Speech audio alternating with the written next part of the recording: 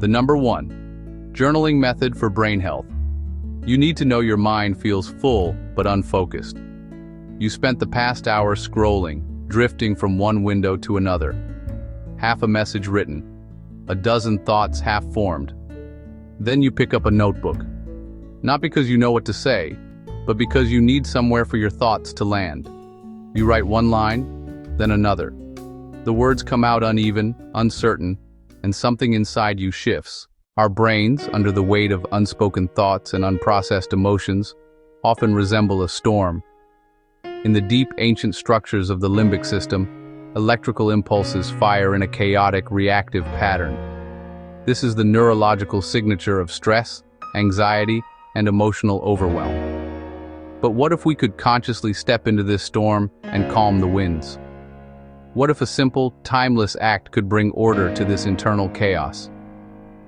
In brain scans, something truly remarkable happens when people begin to write about their feelings. The regions responsible for raw emotion, primarily the amygdala, and the regions responsible for logic and reasoning, the prefrontal cortex, begin to synchronize. It's as if two separate parts of the self, the feeler and the thinker, are finally introduced. The brain, in a very real sense, is learning to talk to itself, bridging the gap between raw sensation and conscious understanding. This internal dialogue is the first step toward profound change. This is the hidden power of journaling. It transcends mere reflection or diary keeping. It is a form of active, self-directed neurological repair. By consistently engaging in this practice, you are not just recording your life, you are rewiring the very organ that perceives it. You are strengthening the neural pathways that support emotional regulation and weakening the ones that keep you stuck in cycles of stress. Let's look closer at this process. When you begin to write, the prefrontal cortex, your brain's executive director, responsible for planning, analysis, and rational thought, is activated. This highly evolved part of your brain begins to send signals down to the amygdala, the ancient almond-shaped region that acts as your emotional alarm system. The amygdala processes primal reactions like fear, anger, and anxiety, often before you're even consciously aware of them. Without intervention, the amygdala's alarm can run unchecked, creating a feedback loop of anxiety. But the act of writing provides the necessary structure for the prefrontal cortex to step in. This dialogue between logic and emotion gives shape to chaos. It takes the formless, overwhelming nature of a feeling and translates it into the concrete, linear structure of language.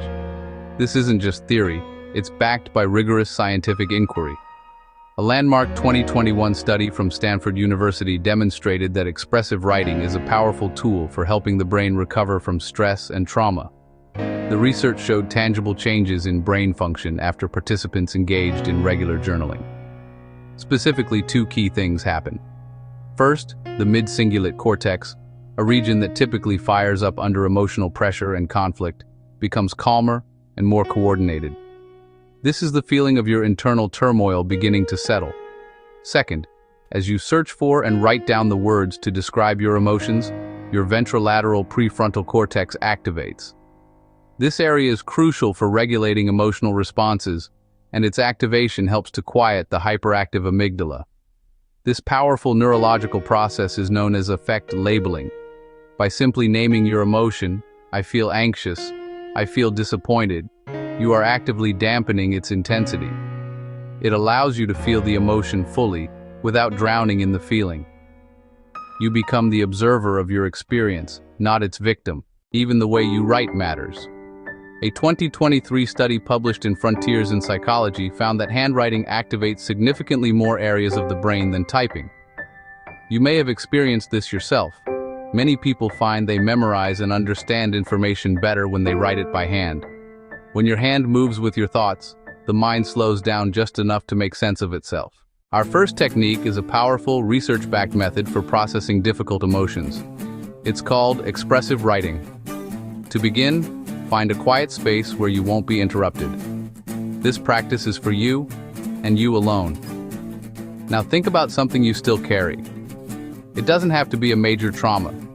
It could be a lingering disappointment, a conflict at work, a loss you haven't fully mourned, or a moment of shame that has stayed with you longer than it should. It's an experience that occupies a corner of your mind, replaying itself without your permission. What story is asking to be told? Once you have this event or emotion in mind, set a timer for 15 to 20 minutes. The timer is important. It creates a safe, contained window for you to explore without the pressure of going on indefinitely. Now start writing. And here are the only rules. There are no rules. Do not worry about grammar, spelling, or punctuation. Do not edit your thoughts or censor your feelings. This isn't an essay. It's a data dump for your soul. Write for your eyes only. If you run out of things to say, you can repeat a word or phrase or simply write, "I don't know what to write," until a new thought emerges. The goal is continuous writing, letting your pen be a direct line from your deepest thoughts and feelings onto the page. This simple yet profound practice was developed and extensively studied by psychologist Dr. James Pennebaker.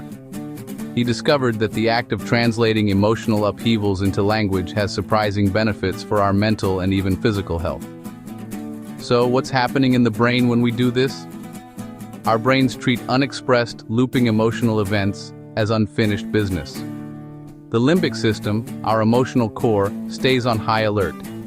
It's like having an application running in the background, constantly draining your mental resources.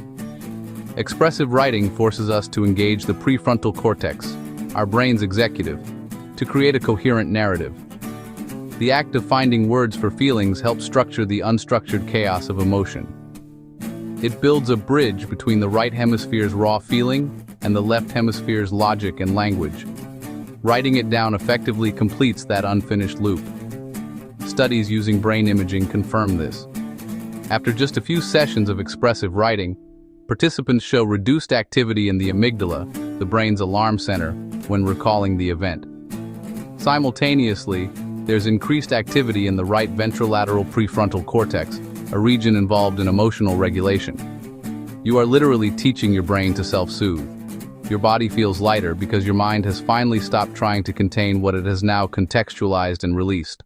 You might cry, you might feel tired, you might want to stop halfway through. That is okay. Trust the process. A small amount of discomfort often comes before calm returns. Technique 2. Gratitude journaling. If expressive writing is about excavating the past, gratitude journaling is about anchoring yourself in the present. It's a deliberate shift in focus, a conscious decision to seek out the light, even when shadows feel overwhelming. Now, imagine a different kind of page. This one isn't for dissecting pain, but for cultivating presence. It's a space to acknowledge the good that already exists, however small or fleeting it may seem. This practice isn't about ignoring difficulty, it's about building a parallel track of awareness, one that recognizes stability and comfort alongside life's challenges. To begin, find a quiet moment in your day. It doesn't have to be long, 5 or 10 minutes is enough. This could be in the morning, to set a positive tone for the day ahead, or in the evening to reflect and unwind. The consistency of the ritual is more important than its duration. Now, open your journal and write down 3 to 5 things you are genuinely grateful for. At first, this might feel difficult or even forced, especially if you're going through a hard time. Start simple. The smell of rain on dry pavement. A message from a friend that arrived exactly when you needed it. The deep comfort of a meal that made you feel safe and cared for. The unexpected beauty of a bird singing outside your window. The simple physical relief of taking a deep breath. These small points of light accumulate. Gratitude journaling does not force positivity. It actively retrains your attention. Our brains have a well-documented negativity bias, a primal survival mechanism that makes us hyper-aware of threats, dangers, and problems. This was essential for our ancestors, but in modern life, it can lead to a state of chronic stress and anxiety. Practicing gratitude directly counteracts this. Neuroscientists have found that it stimulates key brain regions, including the medial prefrontal cortex, which is involved in learning and decision-making, and the ventral striatum, a core part of our reward system. When you consciously look for things to be grateful for, you're essentially telling your brain, pay attention to this. This is important too. This act releases dopamine, the feel-good neurotransmitter, creating a positive feedback loop. The more you practice, the more efficient your brain becomes at noticing the good. When you do this consistently, you are literally forging new neural pathways. You teach your brain to scan for what is stable, supportive, and positive, rather than defaulting to what is threatening or wrong. The key to unlocking this neurological shift is specificity. This is step 3. For each item, add detail. Instead of just writing that you are grateful for a friend, write that you are grateful for the way that friend listened with complete, unwavering attention when you felt you had nothing left to say. Don't just write a good cup of coffee. Describe the rich aroma, the comforting warmth of the mug in your hands, that first perfect sip. That sensory detail anchors the memory in your mind and body. It makes the experience tangible again. As you write, ask yourself, how did this make me feel? Seen? Calm? Joyful? Connected? Over time, your brain begins to build new, powerful emotional associations around these positive memories. This practice does not erase struggle. It doesn't pretend pain doesn't exist. Instead, it builds a reservoir of resilience. It helps you see beyond the immediate difficulty, reminding you that even in the darkest of times, there is still a foundation of good to stand on. Technique 3. Reflective reframing. Start with a challenge. Write what happened, plainly and without judgment.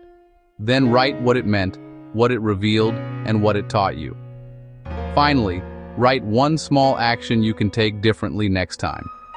This pattern strengthens the prefrontal regions that regulate emotional reactivity. It builds your capacity to pause and reinterpret before you react. You learn to step back, not to detach, but to understand. Over time, this practice reshapes resilience itself. You begin to see difficulties not as failures, but as data points for growth. That subtle shift changes how your brain responds to future stress. You do not need to use all 3 techniques every day. Think of journaling as mental cross-training. Use expressive writing when your emotions feel heavy. Use gratitude journaling when you feel numb or disconnected. Use reflective reframing when life feels confusing and you cannot find your footing. Each practice strengthens a different circuit of awareness. Over weeks and months, you will notice quiet changes. You pause longer before reacting. You remember more clearly. You recover more quickly. Your handwriting becomes the trace of a mind learning to heal itself. We tend to think of journaling as self-expression, but it is also self-construction. Every word you write is a small act of neuroplasticity, a quiet experiment in honesty and adaptation. So when you sit down with a blank page, do not ask what you should write. Ask instead what your brain is trying to tell you. If this resonated with you, like and subscribe. I will see you in the next one.